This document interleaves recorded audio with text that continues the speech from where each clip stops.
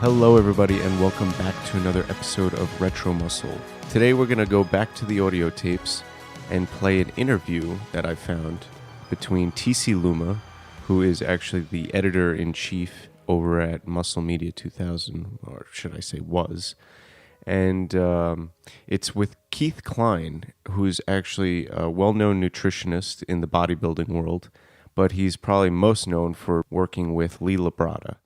All right, let's get right to it. Let's play this thing.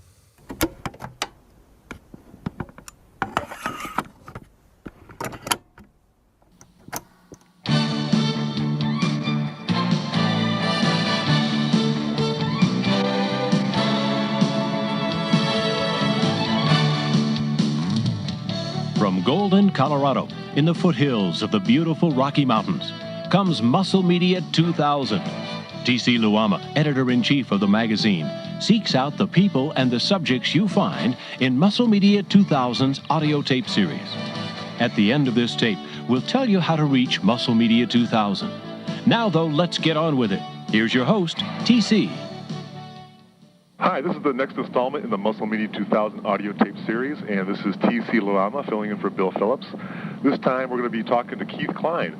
Keith is a nutritionist for many top bodybuilders and athletes, and he's also a columnist for Muscle Media 2000. Say, Keith, why don't you tell us a little bit about your background? Well, I've been in the nutrition field for about 15 years, and I graduated from Northwestern Michigan College back in 1980. And after that, what I basically did is I was actually in pre-med when I was in college. Headed from there, came to Houston to go to Texas Chiropractic College, which is what I had originally set out to do. But when I got down here, I became involved with a vitamin company and started managing a group of vitamin stores here in Houston. And as I was doing that, my love for nutrition really grew from that. And I was trained in clinical nutrition at the Institute of Specialized Medicine here in Houston. And I was there for about 5 years. And after being at the Institute of Specialized Medicine, I moved on to work with psychiatrist Dr. John Sims. And there we did basically eating disorders. And what's interesting about that time in my life is that's when I developed the philosophies which I currently and continue to write on the psychology of eating management. And from there, I did that for about 3 or 4 years. I went from there to the Houston Sports Medicine Clinic, and in conjunction with Dr. Ron Preston, who is a very well-known sports medicine physician here in Houston and all throughout Texas, went to work with him, and together we opened Texas Nutrition Clinic. And it was there that I began working with so many of America's top athletes. And from there, Dr. Preston died about 4 years ago. And when he died, I moved my current practice to where it is now here on Woodway in Houston. Why don't you tell us some of the athletes you work with? Well, it's pretty wide-ranging. If you look at a lot of your magazines and you open them up, I can tell you I work with a lot of the Hugo Boss models. I work with Lee Labrada, John Sherman. I work with Craig Titus, Stoney Grimes. I do a lot of the female athletes, like I work with Carla Dunlap for the most recent 90 tour, her comeback tour. I also work with people like Ricky Sanders of the Washington Redskins. I do some of the gladiators, if you ever watch them. Jazz, Victoria, I do her. I also do Mary Lou Redden. I do a lot of our Olympic athletes, Mary Anali, who's an Olympic sprinter. I do golf pros. It's a pretty long list, actually. In fact, I do people like Miss America, Miss Texas, Miss USA. And so it's a pretty fine, wide-reaching grasp of athletic people that I get to work with. Now, let's take Lee Labrada, for instance. Like, he's presumably expert in bodybuilding and, all-around pretty bright guy. But why would he need a nutritionist, or for that matter, any other pros that you work with? Well, what I do for athletes is so different and so unique that I think they would have a very hard time being able to, peak on their own as well if they tried to do it on their own. Because, see, I get to be their objective eye. I'm a competitive bodybuilder. So, number one, I'm an athlete. So I can be their objective eye, and I'm not a yes man. So I'm not the kind of person that a lot of these people have around them that say, oh, you look great. I will look at them and say the truth, and I'll tell them what we need to change. So first of all, they get a perspective that they're often unable to get from those that are closest to them. Second of all, I'm going to monitor the athletes and take a body composition every 2 weeks. And this gives us more or less a microscopic viewpoint of how their body's changing. When an athlete works on their own, they're going to jump up on a scale, and it may show they lost 2 pounds. But in fact, they don't know whether that 2 pounds was lean body mass, fat, or what. And see, by my being able to monitor them, if we see a loss of muscle, I can immediately manipulate the diet to put it back on.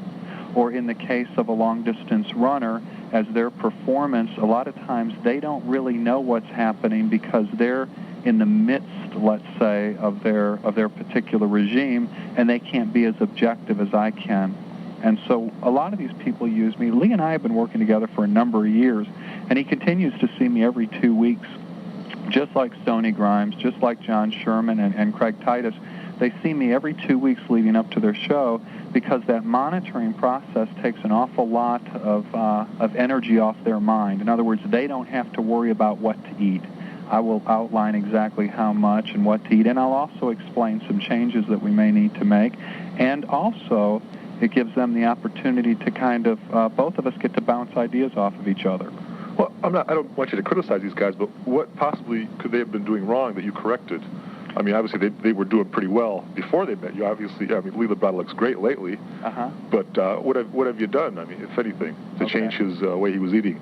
Well, basically, in the peaking process, there's a lot of complexities that are involved.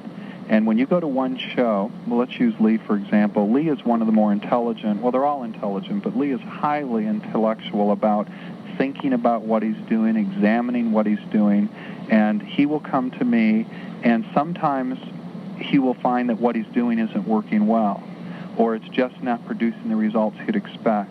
So this gives me an opportunity to explain why I think what's happening is happening. For example, I'm going to use one athlete in particular just recently. We got him ready for a Masters contest.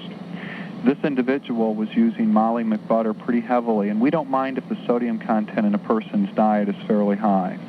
Now, this individual, when he came in at this particular point, I said, I need you to cut out your Molly McButter, and I did not realize, nor did he ever tell me, he was eating a half of a bottle of Molly McButter at one time. No. Okay? Now, here we are a couple days before his show, and it looks as though he has elephantitis. All right? Yeah. Suddenly his ankles swell up so much.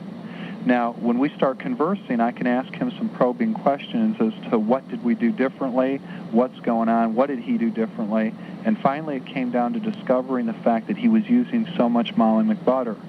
Well, see, he would not have known how to correct that. And my deal was to say, now we need to put the Molly McButter back in. In spite of the fact we were 2 days before his show, we put it back in, but at a quarter of a bottle instead of a half. And by the time that show came, he not only peaked beautifully, he won. Okay, I see. And the water came off. So see, a good example of Lee is if he's having a problem, he can immediately pick up the phone and call me, and we can discuss it, and we are more apt to discover 2 minds are better than one.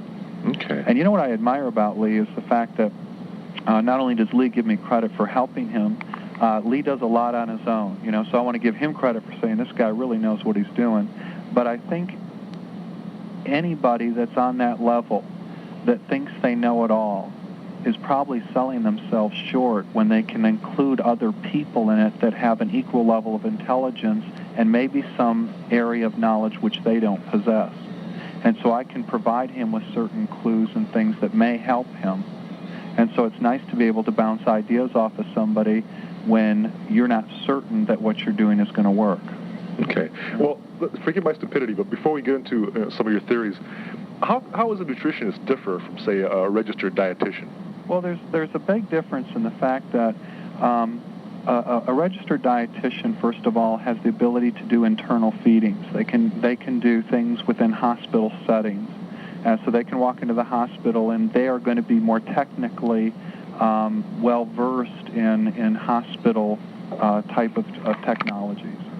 On the other hand, a nutritionist, and my area of expertise, keep in mind, is not only in eating management, but primarily sports nutrition. And so I would have to say that while the RD has a lot of expertise in the hospital side of things, they don't have the level of expertise that, let's say, I may have in the sports arena.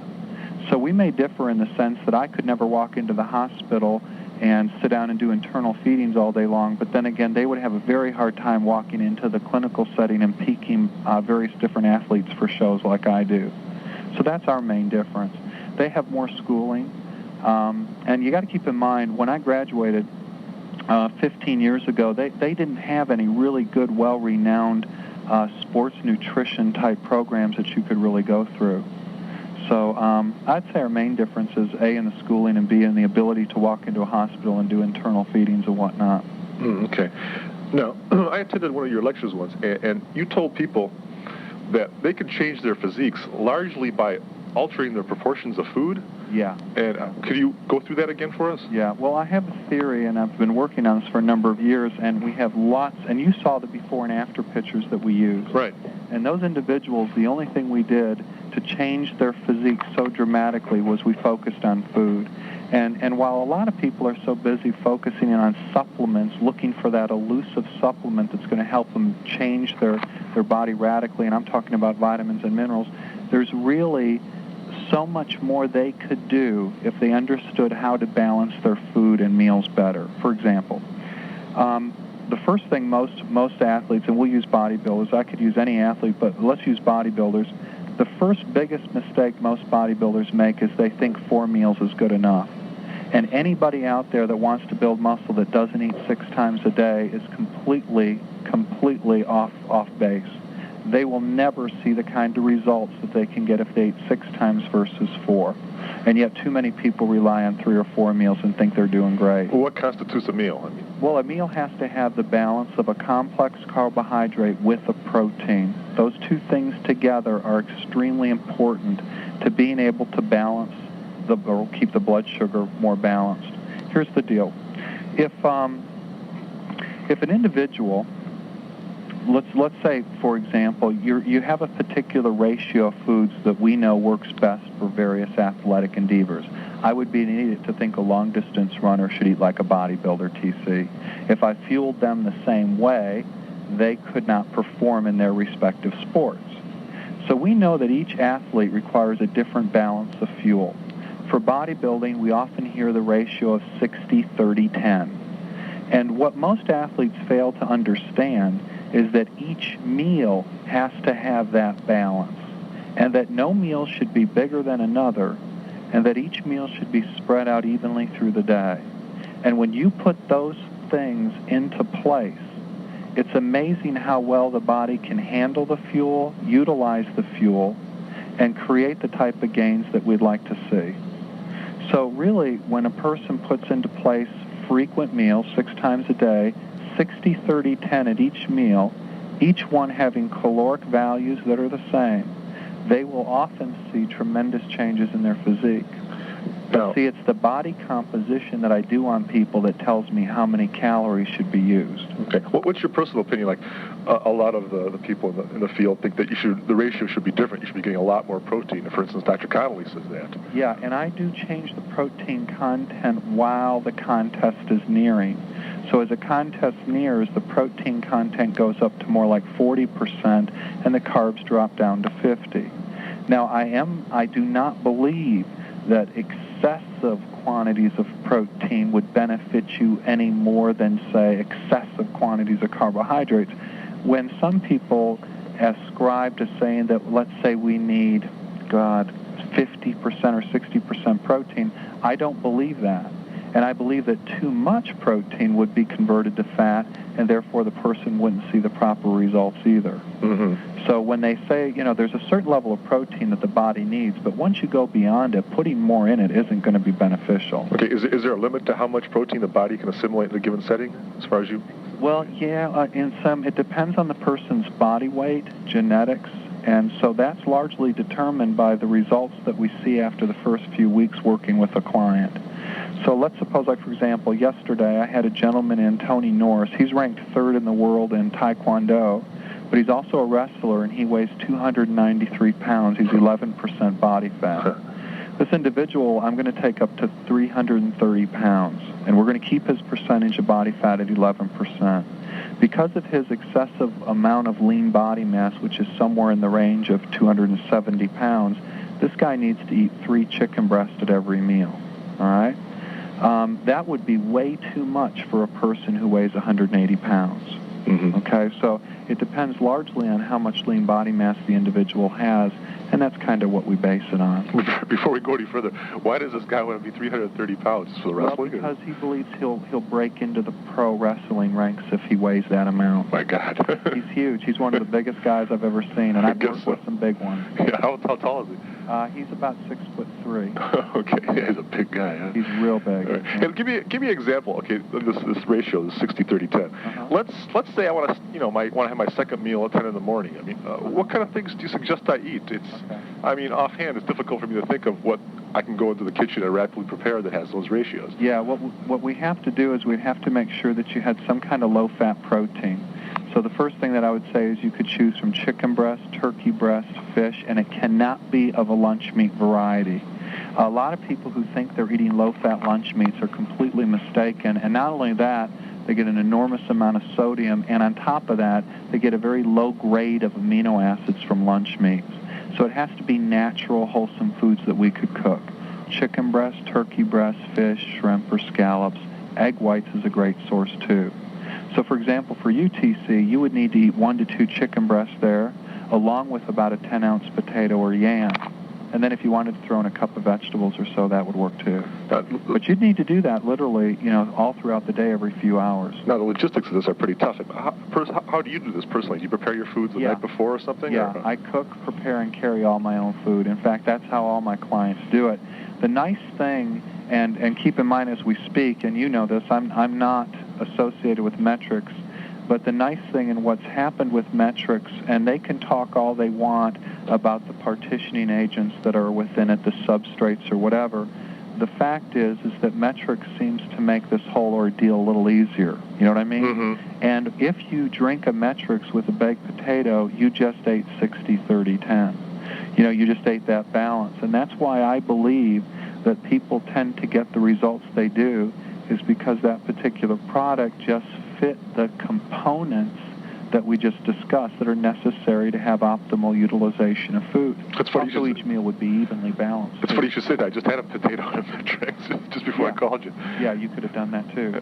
But you got to make sure, I really am a big believer in eating foods and eating natural foods, because you got to remember, I've been doing this for years, and I've seen the dramatic transformations in people's physiques just through food alone. While we do, recommend metrics to people that just don't have the time to cook, I'm just a big believer in food. Mm-hmm. There's other constituents in food that also help us. There's chemicals within vegetables oftentimes that we can't get through other supplemental forms. So I'm a big believer in the food. Okay. Can you give me some examples of sort of, obviously, it'd be better if we had pictures, but before and after type scenarios of people, the things they accomplished body fat wise using this new the 6 meal a day? It ranges so dramatically. We have taken people that were virtually obese. In fact, I do the super obese. We have one gentleman who was 470 pounds that now weighs 192. Whoa. I've taken a woman 377 pounds that now weighs 185.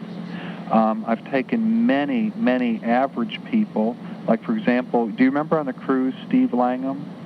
Steve Langham was the 50-year-old guy. Mm-hmm. He was in phenomenal shape, but yet if you had seen him when he and I met a year before, he didn't even look like he lifted weights. Wow. Today he walks around, he's 51 years old, and he wins all the master bodybuilding contests that he enters. Amazing.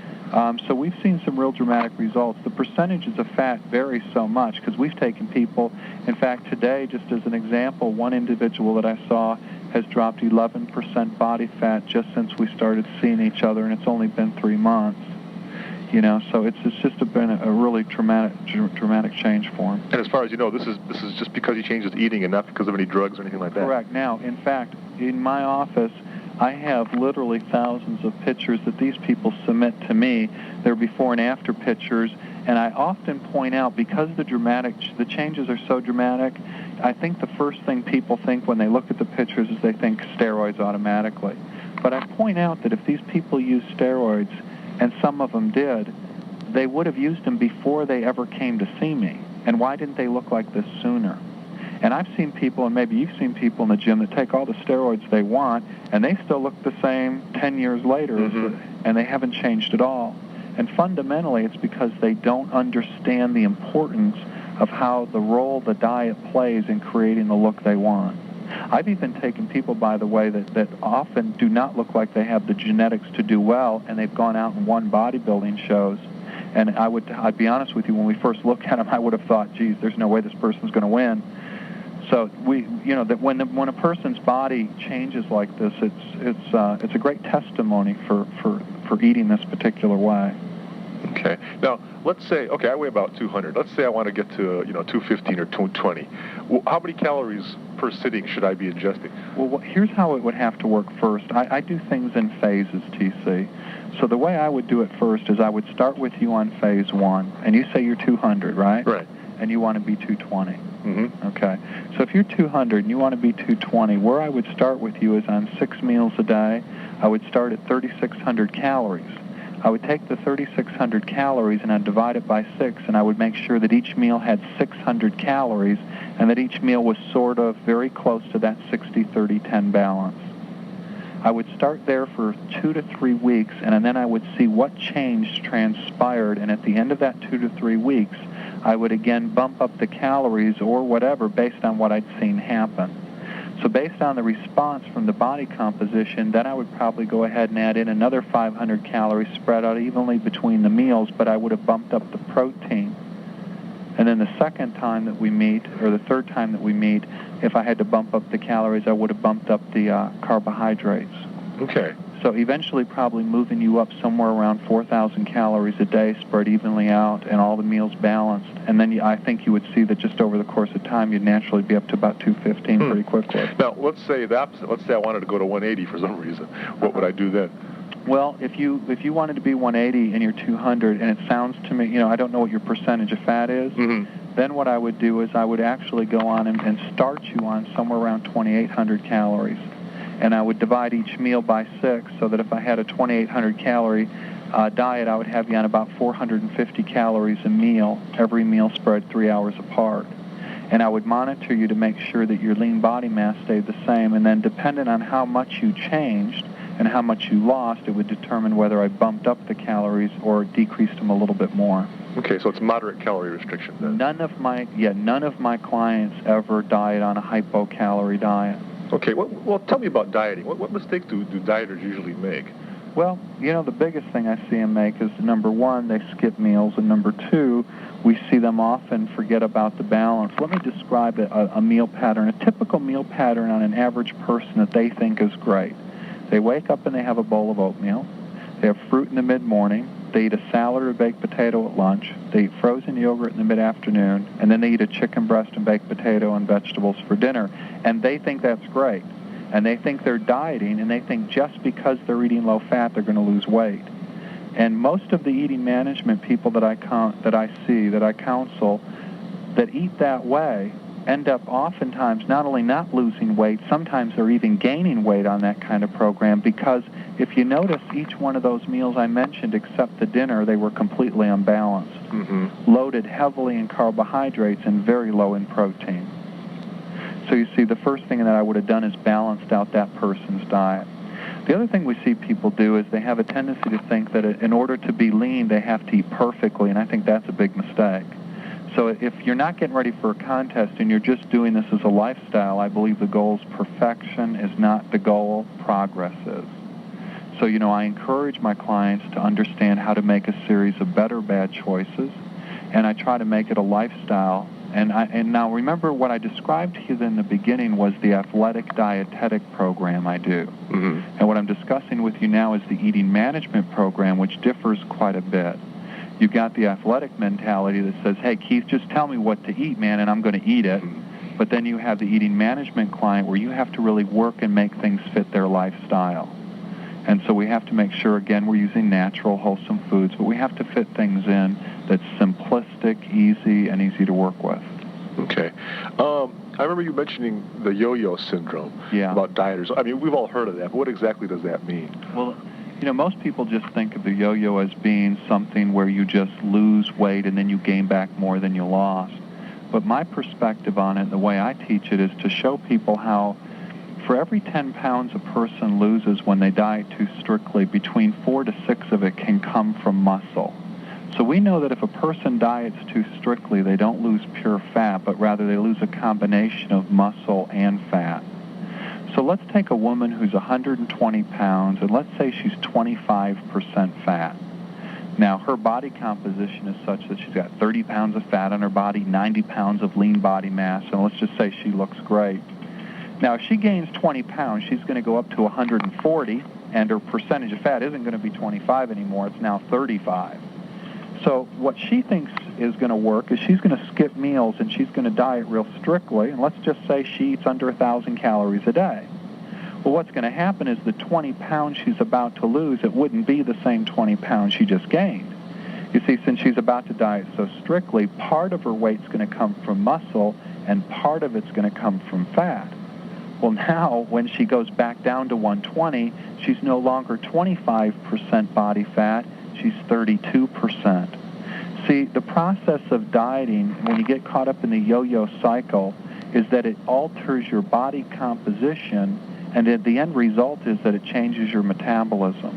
You see, if she has less muscle, after 8 years of dieting on that kind of diet, up and down, at a body weight of 120, 8 years later, she'd have 40% body fat, not 25. And see, two focal points here are this. Number one, because she's lost so much muscle over the course of time, her metabolic rate would have slowed down. And now if she ate the same number of calories she used to, she'll gain 10 pounds a year every year thereafter, just by eating the same amount of food. That's amazing. Yeah, you know what I want to comment on that, though, TC? People are under the misconception that if she had just exercised, she wouldn't have lost muscle, and that's completely a myth. Because if she wasn't taking in enough calories to sustain herself as it was, and she was exercising and expending even more energy, her body would have had to have either A, slowed down the metabolic rate, and B, pulled out more muscle because it's so nutrient dense to give her the fuel to keep going. So she would have actually lost more muscle if she exercised. So moderate calorie restriction with exercise. That's the only way to do it. What kind of exercise component would you recommend for just plain weight loss? Well, I recommend, depending on where they're at, like the very obese, we start off just with aerobic activity, brisk walking, something mild that we can build up to, and something where they don't feel like they're going to fail, you know? If we put them on, go into the gym where they're feeling very self-conscious about their body as it is, it's not going to work well. So depending on how heavy one is, I would start with an aerobic component first.